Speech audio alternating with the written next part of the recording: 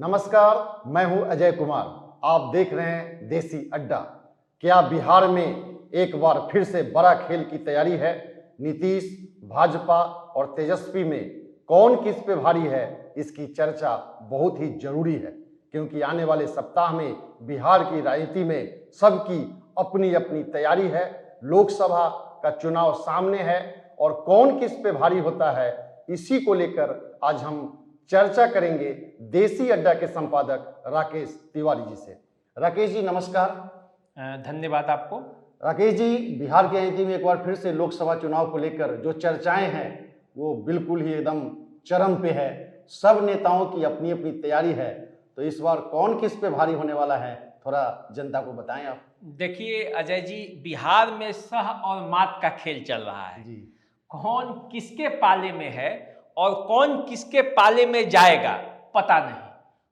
पक्ष विपक्ष में है या विपक्ष पक्ष में है, कुछ पता नहीं चल रहा है, क्योंकि आप देख रहे होंगे कि कैसे विधायक पाला बदल रहे हैं। विश्वास मत के दौरान राजद के 3 विधायक इधर आए थे, भाजपा के कुछ विधायक जो है वो काफी देर से पहुंचे, अब फिर कांग्रेस के 2 विधायक इधर आ गए हैं, राजद के भी एक विधायिका जो हैं वो भाजपा में आ गई हैं।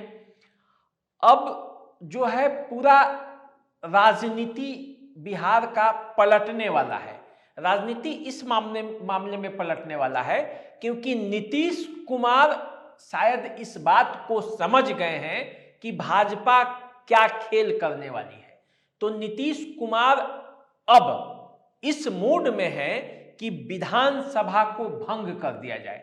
नीतीश कुमार खुद अपना जो है वो टेन्योर पूरा नहीं करना चाहते। इसके पीछे कई कारण है।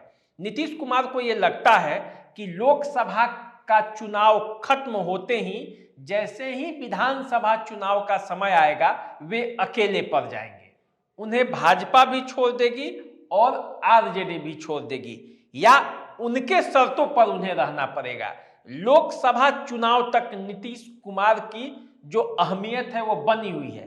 तो इसलिए नीतीश कुमार चाहते हैं कि 5 साल तक आगे का जो अपना रास्ता है वो क्लियर रखने के लिए यदि लोकसभा के साथ विधानसभा का चुनाव होगा और उनके विधायकों की संख्या बढ़ जाएगी, तब ऐसी स्थिति में उनके लिए फायदेमंद रहेगा।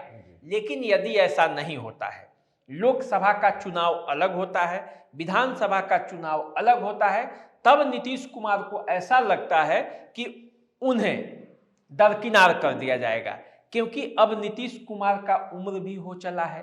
पार्टी में जिस तरह से भाजपा तोड़ फोड़ के मूड में है, किसी भी दल के किसी भी विधायक को तोड़ने में उसे कोई परहेज नहीं। ऐसे में नीतीश कुमार सोचते हैं कि कहीं जदयू के विधायक भी तो नहीं पलट जाए, कहीं लोकसभा चुनाव के बाद कोई खेला तो नहीं हो जाएगा, और इसलिए जो खेला है नीतीश कुमार अभी ही करना चाहते हैं।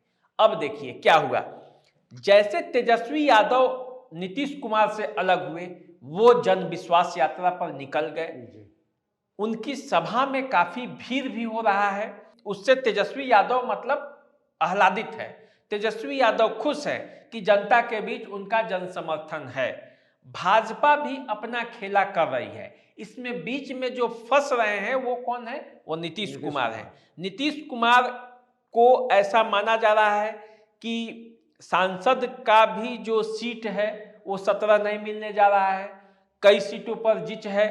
फाइनल भी फॉर्मूला लगभग आ गया है कि 15 सीट पर जदयू लड़ेगा। अब ऐसी स्थिति में विधायकों की संख्या भी कम है, विधायक दिन प्रतिदिन टूट रहे हैं, और बताया जा रहा है कि 8 विधायक कांग्रेस का टूट कर इधर आएंगे। तो ऐसी स्थिति में नीतीश के सामने यह प्रश्न है कि कैसे अपनी पार्टी को बचाए रखें, कैसे अपने वजूद को बचाए रखें और कैसे अपनी अहमियत को बचाए रखें। आप समझ रहे होंगे कि पिछले 18 सालों से नीतीश कुमार केवल समीकरणों के बल पर ही सत्ता में टिके हुए हैं। जी बिल्कुल। और पार्टी चाहे जो पलट के आ जाए, मुख्यमंत्री वही रहते हैं।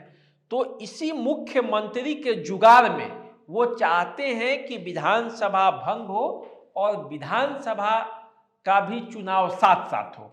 जब विधानसभा का चुनाव साथ में होगा तो भाजपा उनके साथ कोई खेला नहीं कर पाएगी, ये उनका मानना है। भाजपा भी अब इस पूरी तैयारी में है कि अब वो आधा अधूरा सत्ता लेकर वो अब नहीं सोच रही है। भाजपा भी ये सोच रही है कि सत्ता मिले तो पूरा मिले, और इसी के लिए वो बड़ी तेजी से अपना आधार वोट बैंक को मजबूत कर रही है। आप देखे होंगे भाजपा पिछड़ों को जोड़ रही है, भाजपा अति पिछड़ों को जोड़ रही है। चिराग पासवान उसके साथ है ही, उपेंद्र कुशवाहा उसके साथ है ही, जीतन राम मांझी उनके साथ है ही, और तेजस्वी को अपने जाल में फंसाकर भाजपा पूरी तरह से सत्ता में आना चाहती है कि जहां मुख्यमंत्री भी बीजेपी का हो, और पूरा यही खेल चल रहा है। और इसी खेल में बिहार में खेला होने की संभावना है।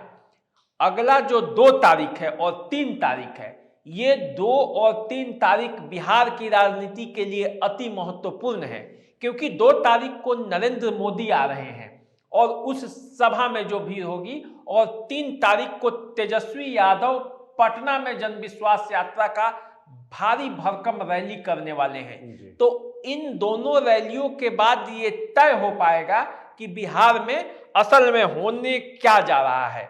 ऐसा माना जा रहा है कि नीतीश कुमार भी मुख्यमंत्री बनने के बावजूद अभी भी वो पूर्ण रूप से आश्वस्त नहीं है कि उनकी कुर्सी कितने दिनों तक बची रहेगी। आप देख रहे होंगे कि मंत्रिमंडल का विस्तार नहीं हो रहा है। विस्तार क्यों नहीं हो रहा है? क्योंकि नीतीश कुमार ऐसा चाहते हैं कि विधानसभा को भंग कर दिया जाए। हालांकि न भाजपा चाहती है, न राजद चाहता है, सबको अभी टाइम चाहिए। सब लोकसभा चुनाव लड़ना चाहते हैं, लोकसभा चुनाव के बाद विधानसभा का चुनाव चाहते हैं। इसी में सबको भलाई है। राजद को भलाई इसलिए है क्योंकि जो नरेंद्र मोदी का फैक्टर लोकसभा चुनाव में काम कर रहा है, यदि विधानसभा का चुनाव साथ में हुआ तो वही फैक्टर कहीं काम न कर जाए, तो ऐसे में राजद को नुकसान हो जाएगा। नीतीश कुमार वो चाहते हैं कि नरेंद्र मोदी फैक्टर का लाभ उठा लें, और भाजपा ये चाहती है कि पहले लोकसभा का चुनाव कराकर जीत जाए और फिर पूरे इत्मीनान से रणनीति बनाकर विधानसभा का चुनाव हो। पूरा मामला यही है और इसी में पूरा खेल चल रहा है। तो क्या नीतीश कुमार के बिना भारतीय जनता पार्टी लोकसभा के बाद जो विधानसभा का चुनाव, अगर पूरी सरकार चलती है 5 साल, तो 1 साल के बाद होना तय है? और जिस तरह से विपक्षी पार्टियों में भगदड़ मची है, कांग्रेस टूट रहा है, आरजेडी टूट रहा है, और संभावना है कि जदयू के भी बहुत सारे विधायक जो हैं भारतीय जनता पार्टी के संपर्क में हैं, तो विधानसभा का चुनाव क्या भारतीय जनता पार्टी लोकसभा के बाद अकेले दम पे लड़ना चाहेगी? देखिए अजय जी, एक बात आप तय मानिए कि लोकसभा चुनाव के बाद नीतीश कुमार बहुत कमजोर हो जाएंगे। ये आप तय मानिए। प्रशांत किशोर का भी यही आकलन है। वो बोल भी रहे हैं कि नीतीश कुमार का ये अंतिम चुनाव है जिसमें वो मजबूती के साथ वो हैं। इसके बाद उनका खात्मा तय है। जदयू भी का भी विलय हो सकता है, जदयू भी कमजोर हो सकती है। तो ऐसी स्थिति में जो आने वाला विधानसभा का चुनाव है, वो आप यकीन मान के चलिए कि एक फैक्टर तेजस्वी यादव होंगे और दूसरा तरफ से भाजपा और उसके गठबंधन के दल होंगे, जहां भाजपा मेन फ्रंट में काम करेगी। ये आप यकीन मान के चलिए कि विधानसभा चुनाव में भी यही होने वाला है।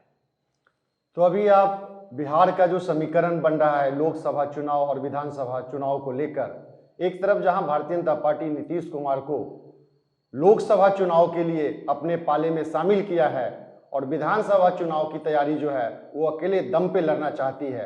अब इसका परिणाम आगे क्या होता है वो आपके सामने होगा। तब तक के लिए नमस्कार। नमस्कार।